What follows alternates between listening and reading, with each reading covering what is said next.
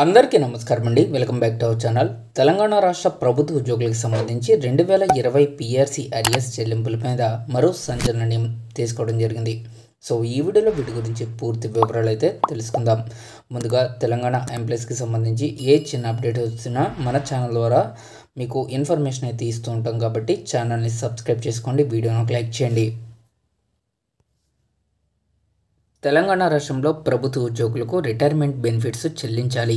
So ఇక్కడ ప్రభుత్వ ఉద్యోగులుగా పనిచేసి రిటైర్మెంట్ పొందిన అనంతరం ఉద్యోగ ఉపాధ్యాయులకు సత్వరమే రిటైర్మెంట్ బెనిఫిట్స్ అందజేయాలని రిటైర్డ్ ఎంప్లాయీస్ వెల్ఫేర్ అసోసియేషన్ అధ్యక్షుడు చంద్రమౌళి డిమాండ్ చేశారు. కలెక్టరేట్ ఎదుట గురువారం నిరసన కార్యక్రమం చేపట్టారు. అనంతరం కలెక్టరేట్లో అధికారులకు వింతిపత్రం అందజేశారు. అనంతరం నాయకులతో కలిసి మాట్లాడారు. కాంగ్రెస్ పార్టీ అధికారంలోకి వచ్చి ఏడాదిన్నర గడిచిన రిటైర్మెంట్ బెనిఫిట్స్ చెల్లించలేదన్నారు. దీంతో అనేక మంది మానసిక వేదనకు గురవుతున్నారని ఆయన పేర్కొన్నారు. కొందరు కోర్టును ఆశ్రయించారని గుర్తు చేశారు. న్యాయస్థానం ఆదేశాల మేరకు వారికి ప్రయోజనాలు చెల్లించారని అన్నారు.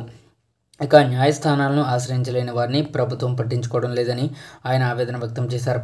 ఇప్పటికైనా ప్రభుత్వం పిఆర్సీ 2020 ఎరియర్స్, జీపీఎఫ్ తదితర బకాయిలను వెంటనే చెల్లించాలని ఆయన డిమాండ్ చేశారు.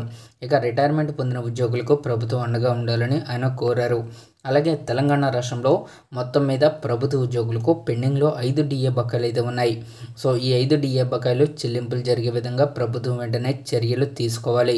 అలాగే కొత్త పిఆర్సీకి సంబంధించి యాజ్ సూన్ యాజ్ పాసిబుల్ ఒక డిసిషన్కి వచ్చి కొత్త పిఆర్సీ ఫిట్మెంట్ ప్రకారంగా ప్రభుత్వ ఉద్యోగ పెన్షనర్లకు కొత్త జీతాలు పెన్షన్లు ఇవ్వాలి అని చెప్పేసి ప్రభుత్వ ఉద్యోగులు డిమాండ్లు అయితే చేస్తున్నారు. సో ఇదండి వాళ్ళ తెలంగాణ ఎంప్లాయీస్కి సంబంధించిన తాజా అప్డేట్స్.